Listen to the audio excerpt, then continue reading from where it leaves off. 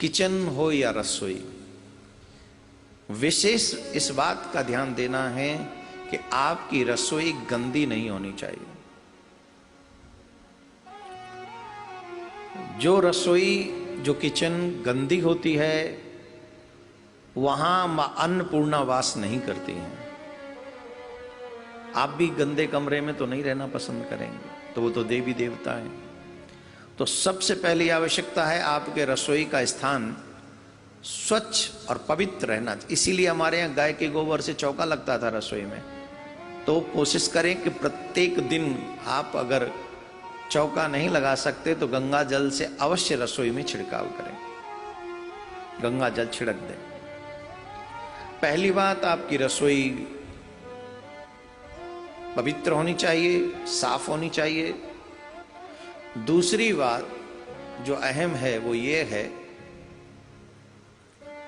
कि आपकी रसोई में जब आप प्रवेश करें तो ये चाकू इत्यादि होते हैं उसका दर्शन आपको प्रवेश करते ही नहीं होना चाहिए। ये जो काटने वाली वस्तुएं होती हैं जिनसे आप सब्जी वगैरह काटते हो, हमारे ब्रज में तो दरांत से काटते थे पहले, अब चाकू आ गए रसोइयों में, है ना। पहले दरांत वो होती थी, दरांत जानते हो, वे उसी से सब्जियां काट लेते थे।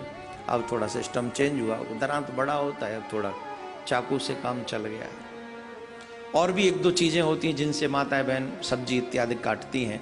कहने का अभिप्राय है जो सब्जियां काटने के काम आते हैं, ऐसे वस्तुएं आपके रसोई में प्रवेश करते ही आपको उनका दर्शन नहीं होना चाहिए। इसका मतलब है उन्हें छुपा के रखो कहीं, जब आवश्यकता हो तब निकालो और फिर वहीं रख दो। अब इनका दर्शन करने से क्या होता है कि ये जितने भी काटने वाले संसाधन हैं ये नेगेटिव एनर्जी एकत्रित करते हैं। अगर आप प्रवेश करते ही इनका दर्शन करेंगे तो आपके हृदय में नेगेटिव एनर्जी, और रसोई में भी नेगेटिव एनर्जी आपके हृदय के माध्यम से, भोजन के माध्यम से, वो जो भोजन करेगा उन तक वो नेगेटिव एनर्जी प्रविष्टित हो जाएगी। इसलिए चाकू इत्यादि से ज्यादा हित नहीं रखना चाहिए, जितना हो सके छुपा के रखे, काम करे और छुपा के रख दे, दर्शन बार बार उसका ना हो आपको। कई लोग तो मैं देखा है कमरे में भी, कहीं रसोई में जाना ना पड़े इसलिए कमरे में ही चाकू रखते हैं, तो नेगेटिव एनर्जी आएगी ही आएगी। तो प्रवेश करते ही आपको इनका दर्शन न हो, ऐसी व्यवस्था आपको करनी चाहिए। दूसरा, अपने घर का भोजन आपको कभी भी उघाड़ा नहीं रखना चाहिए, ढक के रखना चाहिए। चाहे वो सब्जी हो, दाल हो, खीर हो, इवन रोटियां भी हों, सलाद भी हो, जो भी वस्तु है उसे आप उघाड़ के नहीं रखें रसोई में, क्योंकि तमाम ऐसी शक्तियां होती हैं जो घरों के आसपास या घर में मंडराती रहती हैं। अगर वो उघड़ी रहेंगे, आपके भोजन की भोजन की सामग्री खुली पड़ी रहेगी तो उसमें कोई भी नेगेटिव एनर्जी जाके प्रवेश कर जाती है, और इससे माँ अन्नपूर्णा भी प्रसन्न नहीं होती, मक्खी गिर जाएगी, मच्छर गिर जाएगा।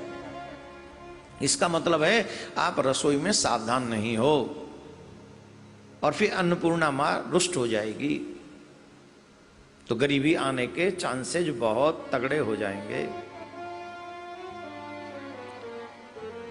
इसलिए न तो दूध, न आटा, न दाल, न सब्जी, न सलाद, न कोई भी खाद्य भोजन के योग्य जो वस्तु आपने तैयार की है वो खुली हुई नहीं होनी चाहिए, वो ढकी हुई होनी चाहिए। और सबसे अहम बात देवियों को मैं बता दूं, आपके घर में रसोई में बार बार दूध का उफनना अपशगुन है।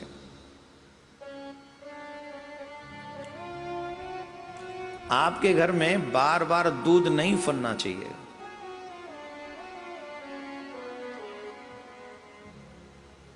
आपके घर में तेल गरम, घी गरम आपके हाथों को नहीं जलाना चाहिए। कई बार होता है ना कि तेल की एक बूंद गरम कर रहे थे किसी लिए, पकौड़ी वकौड़ी के लिए, पूड़ी के लिए घी तैयार कर रहे थे, उठ के आ गया और वो आपके हाथ में छाला डाल गया। ऐसे बार बार नहीं होना चाहिए। अगर ऐसा है बार बार आपके हाथ जलते हैं, रस भोजन बनाते समय हाथ जलते हैं, अथवा बार बार दूध उफनता है, तो इस बात से एक चीज समझ लेनी चाहिए कि राहु केतु और शनि ये तीनों ही रुष्ट हैं।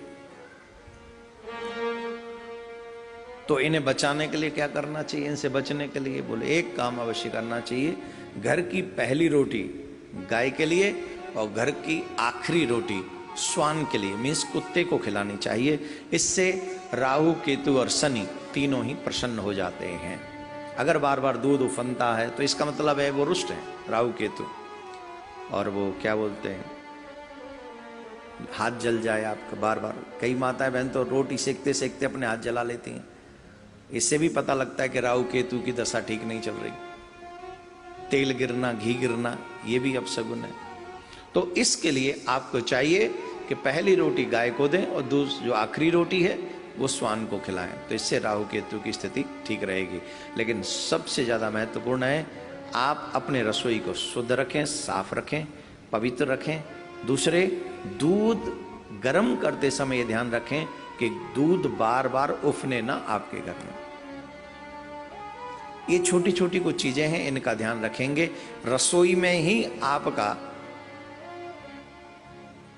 मां अन्नपूर्णा का वास होता है, और जिस घर में मां अन्नपूर्णा प्रसन्न होती हैं, मां लक्ष्मी उस घर से कभी